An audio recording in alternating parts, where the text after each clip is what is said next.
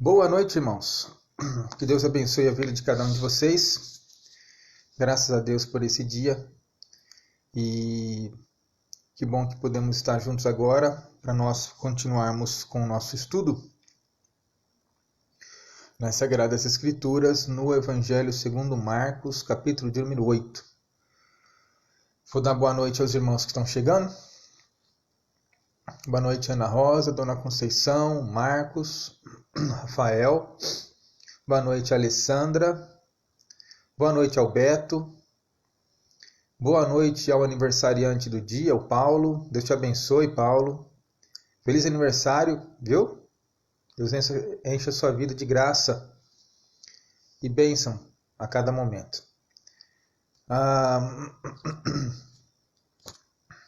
Boa noite também para a Dona Francisca, para a Dona Zilda e o seu Valdemar, para a Zilá, também para a Fernandinha,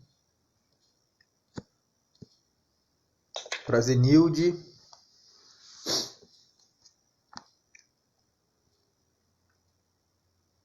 para a Solange. Deus abençoe, minha irmã. Ok. Que bom ver todos vocês. Nós vamos orar, irmãos, agradecendo a Deus por esse dia e também pelo aniversário do Paulo. Pedir que Deus esteja abençoando a vida dele. Ok? Vamos orar. Pai amado e Deus querido, nós te louvamos e te agradecemos, Senhor, pela tua grande bênção para com nossas vidas.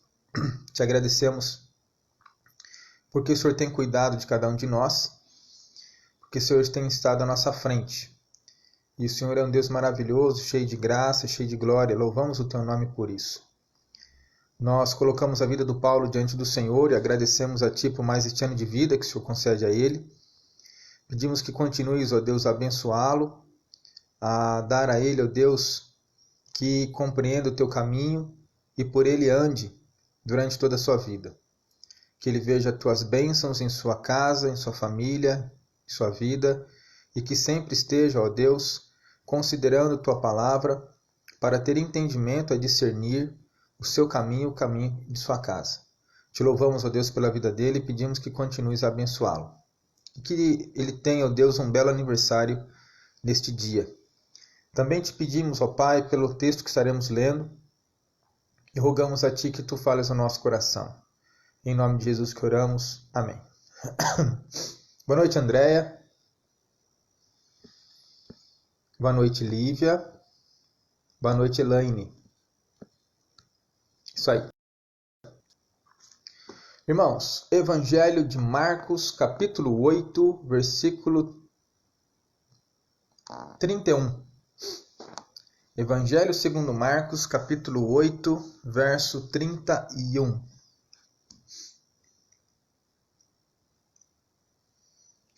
Nós já lemos ontem sobre a confissão de Pedro. Agora nós veremos um pouco mais sobre como nós atrelamos ontem, não é? A confissão de Pedro a esse bloco, 31 a 33. Nós continuaremos nele. Hoje, a partir do verso 31, diz: Então começou ele a ensinar-lhes que era necessário que o Filho do Homem sofresse muitas coisas, fosse rejeitado pelos anciãos, pelos principais sacerdotes e pelos escribas, fosse morto e que, depois de 3 dias, ressuscitasse. E isto ele expunha claramente. Mas Pedro, chamando-o à parte, começou a reprová-lo.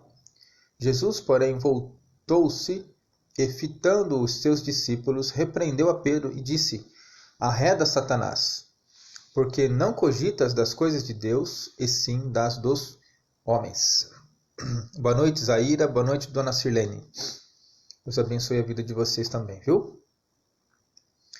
Meus irmãos, aqui, a partir da confissão de Pedro, Jesus começa a ensinar a ele e aos demais discípulos acerca daquilo que estava reservado ao Senhor, que era necessário que ele sofresse muitas coisas, fosse rejeitado pelos anciãos, pelos principais sacerdotes, pelos escribas, fosse morto e que depois de 3 dias ressuscitasse.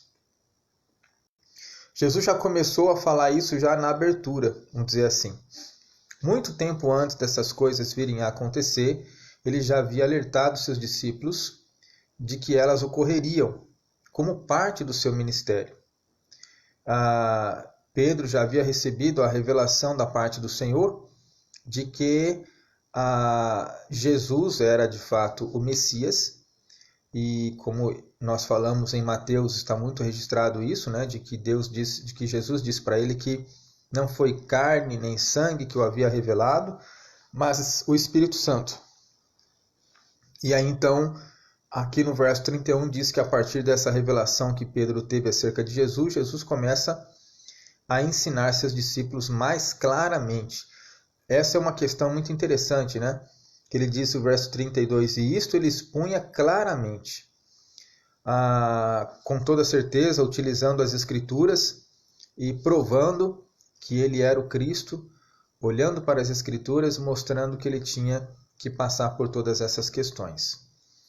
A questão é que ele falava de maneira clara, mas Pedro teve a intenção de chamá-lo separado, e nessa chamada ele começou a reprovar Jesus, dizendo para Jesus não fazer daquele jeito, não ensinar daquela maneira.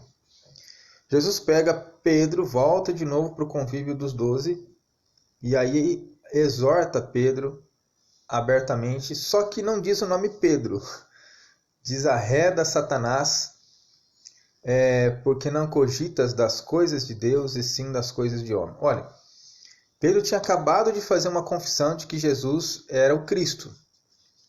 E agora estava falando para Jesus agir de uma outra maneira daquela que ele estava declarando. E Jesus olha para Pedro e o chama de Satanás.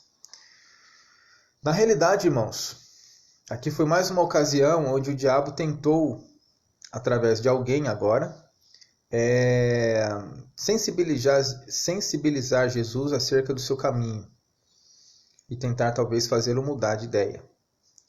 O Senhor Jesus, que conhece tudo, repreende a Pedro, porque foi utilizado, neste caso, Pedro foi uma ferramenta, vamos dizer assim, pela qual o próprio diabo falou, não é? E aí, então, por que alguém vai falar assim, mas Pedro chamou Jesus à parte e Jesus o expôs ao público?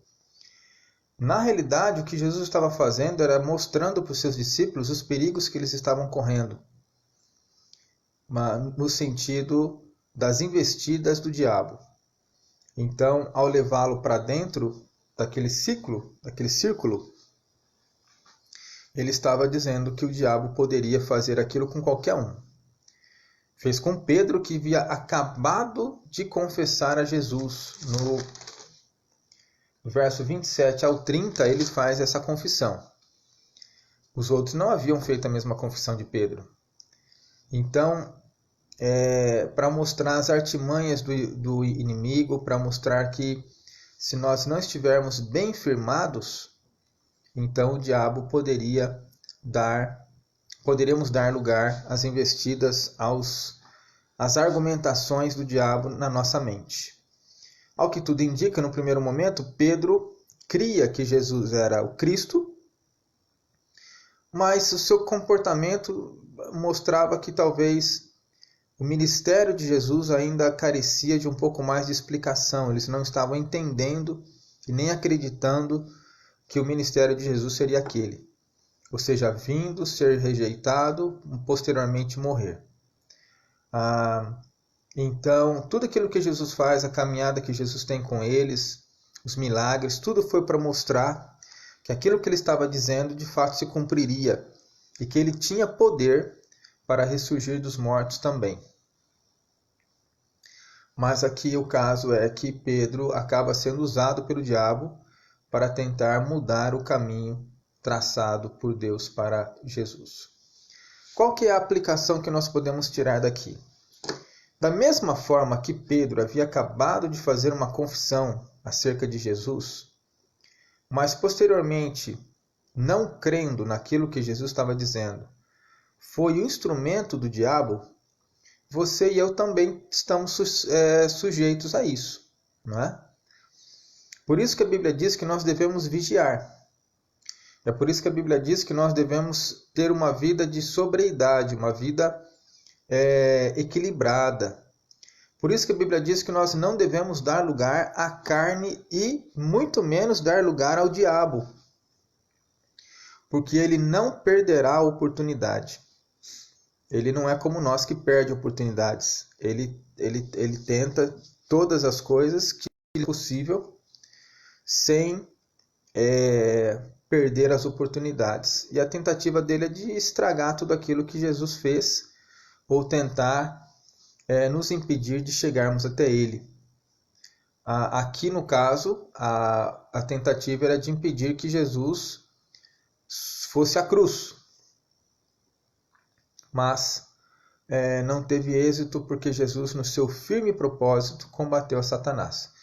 Mas muitas vezes, irmãos, quando nós não estamos firmes, a gente acaba sucumbindo aos pensamentos que Satanás coloca em nossa cabeça. Alguém pode falar assim, mas Pedro não era responsável por isso, porque ele foi usado. Pedro era responsável, sim. Porque Satanás pode colocar um pensamento em nossa cabeça, mas não pode nos obrigar a reproduzir ou passá-lo para frente. Então, tudo aquilo que nós fazemos cabe à nossa responsabilidade. As argumentações do inimigo, as ideias que ele coloca dentro da nossa cabeça, as conclusões que muitas vezes ele nos leva a ter. O fruto de tudo isso é nossa responsabilidade, não é responsabilidade dele. Como algumas pessoas têm em mente, quando são exortadas a andarem no caminho certo, e aí dizem assim que a culpa é do diabo, porque a carne é fraca. A carne pode ser fraca, mas o diabo não obrigou ninguém a pecar, principalmente aqueles que já foram libertos da escravidão do diabo.